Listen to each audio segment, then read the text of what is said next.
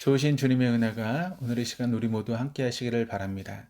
오늘 함께 나누실 하나님 말씀은 이사야 41장의 말씀입니다. 이스라엘 백성들은 하나님에 대해서 짙은 패배의식을 갖고 있었습니다. 그것은 유다의 바벨론 포로됨 때문이었습니다.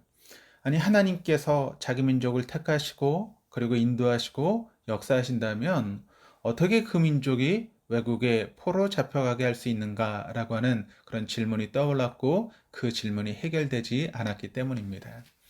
그래서 하나님은 하나님이 아니시며 우리들은 더 이상 하나님의 택하신 백성이 아니고, 아니, 하나님과 우리는 더 이상 관계가 없다라고 하는 사상이 팽배해 있었습니다. 본문 40장에서 하나님을 앙망하는 자는 새 힘을 얻는다라고 말씀하는데, 하나님이 전능하시다면 왜 주변 국가들이 이스라엘을 괴롭힐 때 하나님 뭐하고 계셨느냐에 대한 하나님의 반응입니다. 하나님께서는 이 역사의 주체는 도대체 누구냐고 말씀하십니다. 본문 1절이 이렇게 증거합니다. 섬들아 내 앞에 잠잠하라. 민족들아 힘을 새롭게 하라. 가까이 나오라. 그리고 말하라. 우리가 서로 재판자리에 가까이 나아가자. 섬들은 이스라엘을 둘러싸고 있는 여러 나라들을 가르칩니다. 그 나라들에 대해서 하나님께서 화가 나셔서 재판정에서 한번 시시비비를 가려보자라고 공소를 하고 계시는 것 같습니다. 2절이 이렇게 증가합니다. 누가 동방에서 사람을 일으키며 의로 불러서 자기 발 앞에 이르게 하였느뇨. 열국으로 그 앞에 굴복케 하며 그로 왕들을 치리하게 하되 그들로 그의 칼에 티끌 같게 그의 활에 불리는 촉에 같게 하며.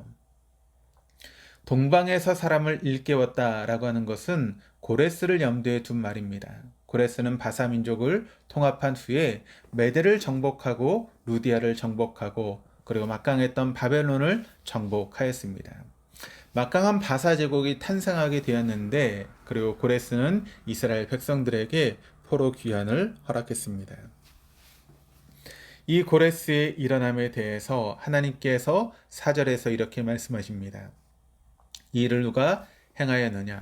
누가 이루었느냐? 누가 처음부터 만대를 불러내었느냐? 나 여호와라. 처음에도 나요, 나중에 있을 자에게도 내가 곧 그니라. 역사의 처음뿐만 아니라 마지막까지도 주관하고 계신 하나님, 자신의 고레스를 일으켜 세웠다라고 하십니다. 하나님께서 고레스를 세우실 때 다른 이방 나라들이 취한 행동을 5절에서 7절이 이렇게 증가합니다. 섬들이 보고 두려워하며 땅끝이 무서워 떨며 함께 모여와서 각기 이웃을 도우며 그 형제에게 이르기를 너는 힘을 내라 하고 목공은 금장색을 격려하며 망치로 고르게 하는 자는 매질꾼을 격려하며 이르되 땜질이 잘 된다 하니 그가 못을 단단히 박아 우상을 흔들리지 아니하게 하는도다. 이방 나라들은 너무 두려워서 아무것도 할 수 없고 겨우 할 수 있는 것이라고는 서로 힘을 내자라고 정도였다고 합니다. 그들은 너무 무서워서 무슨 행동을 취할 수가 없습니다. 그리고 7절에 있는 우상을 만드는 일이 전부였다는 것이죠. 전쟁으로 도저히 이길 수가 없으니까 어떤 자국의 종교의 힘을 빌어서 버텨보려고 하는 것입니다. 그런데 하나님께서 이스라엘 백성들에게 8절에 이렇게 말씀하십니다. 그러나 나의 종 너 이스라엘아, 내가 택한 야곱아, 나의 벗 아브라함의 자손아. 하나님께서 이스라엘 백성들을 삼중으로 부르시고 계십니다. 이것은 애절함과 따뜻함, 사랑스러움을 모두 합한 개념입니다. 하나님께서 이스라엘 백성들이 그만큼 중요하다는 의미입니다. 하나님께서는 이스라엘 백성들을 첫째로 나의 종이라고 합니다. 종은 단순히 노예만을 의미하는 것이 아닙니다. 종은 자신의 계획이나 스케줄이 아니라 주인의 뜻과 프로그램에 따라서 움직이는 사람들입니다. 그렇기 때문에 종은 그 주인이 책임을 집니다. 그러니까 하나님께서 이스라엘 백성을 책임지시겠다라고 말씀하시는 것입니다. 사도 바울이 자신을 그리스도의 종이라고 했습니다. 그 의미는 자신은 주님의 스케줄에 따라 움직이고 하나님께서 자신을 책임져 주신다는 의미입니다. 둘째로 나의 택한 야곱이라고 합니다. 왜 하필이면 하나님께서 야곱을 택하셨겠습니까? 야곱은 사기꾼과 같은 사람임에도 불구하고 말입니다. 만약 하나님의 사람이 태어나는 것이 아니라 만들어진다면 가장 전형적인 예가 바로 야곱입니다. 즉 이스라엘아 지금 너의 모습이 형편이 없어도 아무런 상관이 없다. 내가 너를 택하였다라고 하는 것입니다. 그래서 14절에는 버러지 같은 너 야곱아라고 말씀하십니다.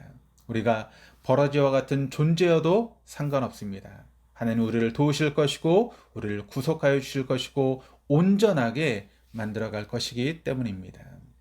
실제로 나의 벗이라고 합니다.